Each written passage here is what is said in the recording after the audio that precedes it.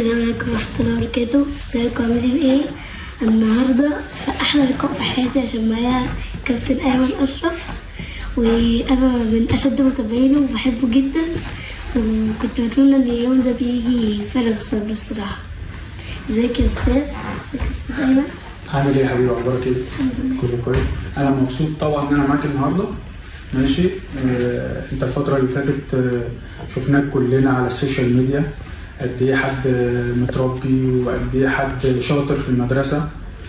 فتربيه بابا وماما ليك حاجه تشرف. احنا كلنا مبسوطين ان طالع لنا جيل بالشكل دوت. فانا مبسوط جدا ان انا قاعد معاك، وشرف ليا ان انا قاعد معاك، وبتمنى ان الفتره اللي جايه تفضل على نفس النظام. التربيه بتاعت ماما حاجه محترمه، وتربيه بابا نفس الكلام. فانا يعني مبسوط ان انا قاعد معاك دلوقتي، وده شرف ليا انا ان انا قاعد معاك. حضرتك لسه بتلعب في الاهلي؟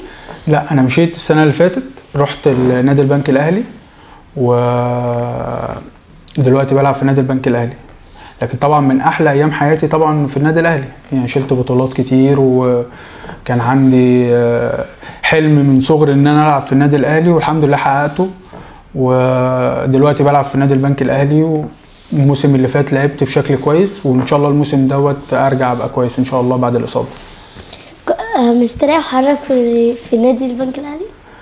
الحمد لله. يعني الناس هناك الاداره محترمه جدا، وزمايلي كلهم كويسين، والجهاز الفني ناس كويسين، كلنا عيله واحده. وبدل كل حاجه بتبقى بنحب بعض كلنا، فكل حاجه بتبقى يعني كل حاجه بتبقى شكلها كويس، يعني في الملعب وبره الملعب بنبقى اخوات وبنحب بعض، فكل حاجه بتطلع بشكل كويس. حضرتك ممكن تمشي من نادي البنك الاهلي؟ وارد طبعا، لان هي بتبقى عقود وبتخلص. انا فاضل لي سنه في البنك الاهلي، ولسه بقى نشوف، يعني في اخر الموسم هكمل في النادي البنك الاهلي، همشي اروح فريق تاني. لسه مش عارفين الاحداث، لسه هنشوف في الفتره اللي جايه. ان شاء الله نكون مع بعض ونتابع مع بعض، واقول لك همشي من البنك الاهلي ولا هكمل فيه ان شاء الله في اخر السنه. لو هتمشي من البنك الاهلي هتروح نادي ايه؟ يعني سؤال صعب شويه. لسه دي حاجه في علم الغيب، لكن في الاخر الواحد بيختار النادي اللي بيبقى عايز يشتريه، او بيبقى عايز يبقى ايمن اشرف يلعب ليه. فطبعا يعني لو نادي البنك الاهلي، الاولويه لنادي البنك الاهلي دلوقتي، ان لو عايزين يكملوا معايا العقد بتاع السنين الجايه، انا طبعا يعني هفضل النادي البنك الاهلي. يعني معلش بقى السؤال ده رخم شويه، مين اكتر لاعب بتحبه في نادي البنك الاهلي؟ اكتر لعيب بحبه في نادي البنك الاهلي؟ انا بحب كل زمايلي، بس من اكتر الناس محمد هلال ومحمد ابراهيم والجزار وعبد الغني وابو جبل. ناس كتيره جدا. عارف ابو جبل؟ ها؟ طبعا. في ناس بحب، يعني انا بحب كل اللعيبه، يعني عشان انا بحب كل زمايلي بصراحه، لان هم كلهم لعيبه محترمه والناس محترمه جدا. عايز اسال حضرتك سؤال بس محرج. لا اتفضل، اوعى تحرج مني خالص. ماشي. ايه رايك في الاعلام الرياضي؟ بص، الاعلام الرياضي بشكل عام محتاج تطور في الاخبار، لان في اوقات اخبار بتوصل لهم ما بتبقاش صحيحه 100% وهم بيذاعوها. لكن بشكل عام لا، يعني الاعلام الرياضي محتاج تطور، زي الكره المصريه بالظبط، محتاجه تطور كبير. فبتمنى ان الاعلام الرياضي يبقى فيه تطور. بتمنى في يوم من الايام ان تبقى اعلامي رياضي سياسي، انت تقدر تعمل ده في المستقبل، يعني ان شاء الله. ان شاء الله. طب حضرتك لو جالك فرصه تحترف، هتحترف في نادي ايه؟ فرصه الاحتراف طبعا، يعني اتمنى ان يبقى في احتراف، لكن يعني ممكن تبقى صعبه في الوقت الحالي، لكن لو جالك بتمنى لو جالي فرصه، يعني احب العب قوي في مانشستر سيتي. بحب مانشستر سيتي في الدوري الانجليزي. من الفرق اللي انا بحبها طبعا ليفربول، عشان محمد صلاح كلنا بنحبه يعني. ف يعني فكره الاحتراف طبعا بتبقى كويسه جدا للاعب المصري ان هو يحترف، وكلنا فخورين بمحمد صلاح. طب مين اكتر لاعب في مركزك بتحبه في اوروبا مثلا؟ اكتر لاعب بحبه في مركزي في اوروبا كان في لعيبه كتيره، لكن من اكتر الناس اللي كانوا قدام اشلي كول. انت ممكن ما توعاش عليه. اشلي كول ده كان بيلعب باك ليفت لما لا، انا كنت عارفه. بلعب باك ليفت. عارف اشلي كول؟ كان من اللعيبه اللي انا كنت بحب لعبها جدا. كنت بتعلم منهم يعني. فان دايك. مين؟ فان دايك. فان دايك. فان دايك برضو بحبه يعني بس هو مش الشيب بتاعه مش نفس الشيب بتاعي، فاسلوب لعبه غير اسلوب لعبي شويه.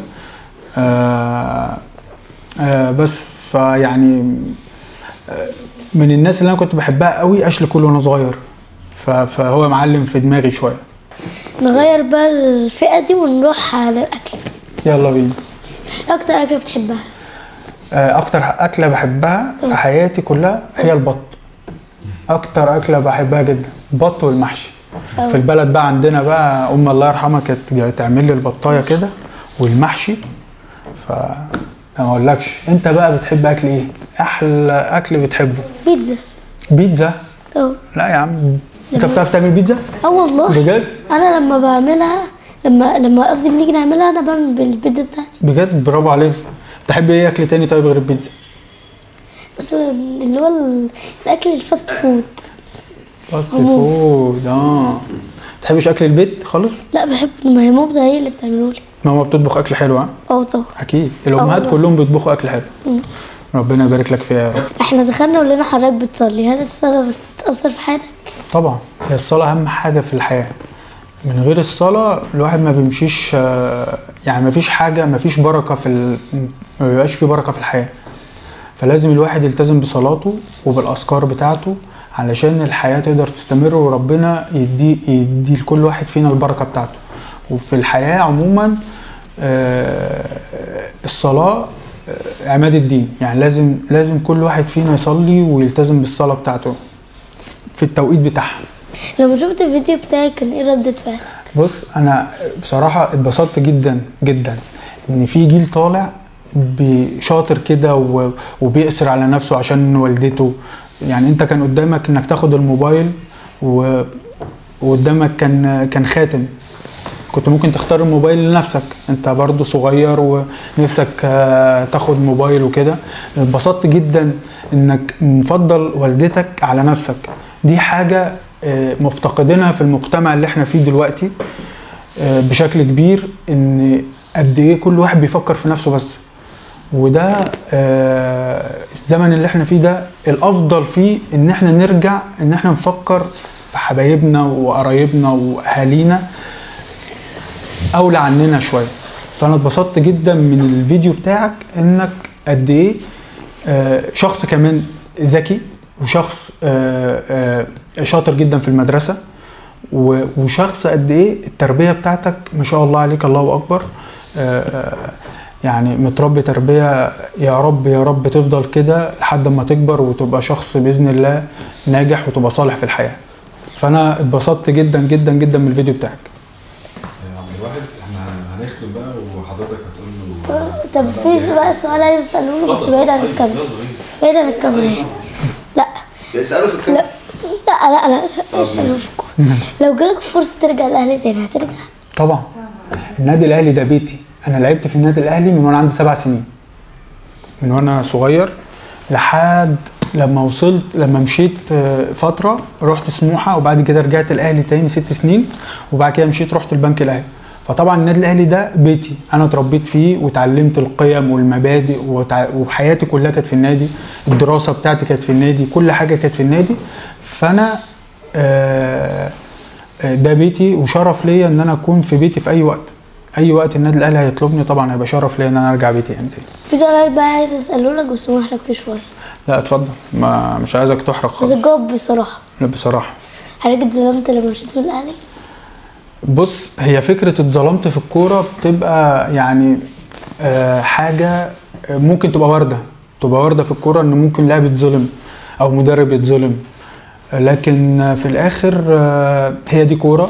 انا كان بيني وبين النادي الاهلي عقد وخلصت العقد بتاعي، وكان في مدير فني ما كانش عايزني في النادي، ما كانش عايزني في الفريق، فانا كان عقدي خلص فخلاص يعني مشيت من النادي الاهلي. لكن فكره اتظلمت ان انا ما لعبتش، ممكن يكون ان انا ما خدتش في بالظبط كده في السنه اللي انا قعدتها. لكن في الاخر يعني انا بشوف في الكوره سؤالك صعب.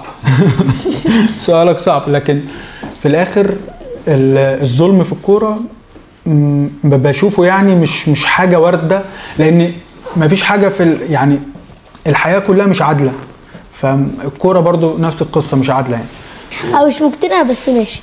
هتمشيها يعني؟ ماشي. بص بقى، انا جايب لك حاجه تذكار مني ليك، ماشي؟ تبقى حاجه ذكرى كده. جايب لك تيشيرت، انا ما جبتلكش تيشيرت النادي الاهلي، ماشي؟ بس جبت لك تيشيرت البنك الاهلي، لان دلوقتي انا بلعب في النادي البنك الاهلي، فجبت لك التيشيرت بتاعي. بص، شكرا. ايمن اشرف، ماشي؟ وده التيشيرت اهو، شكله جميل والله. فانا يعني دي حاجه بسيطه كده بديها لك، ماشي؟ ابوس حبيبي، ربنا يبارك يا رب. وننهي لقاءنا مع الكابتن ايمن، وانا الصراحه ما كنتش عايز اللقاء ده يخلص بسبب ان انا استريحت قوي وانا قاعد معاه. والله العظيم كنت فرحان جدا. سلام.